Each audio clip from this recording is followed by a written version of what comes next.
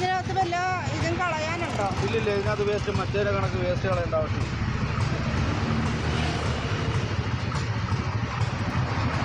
Kilo 150 എന്ന് പറയുമ്പോൾ എത്ര എണ്ണം ഉണ്ടാവും? ഒരു 300 എന്ത് ചെയ്യും നമ്മൾ വറുക്കുക? 1 കിലോ നമ്മുടെ ആവശ്യാനുസരണം നമ്മൾ ഫ്രൈയോ മറ്റുള്ള എന്തെങ്കിലുമൊക്കെ ചെയ്യും.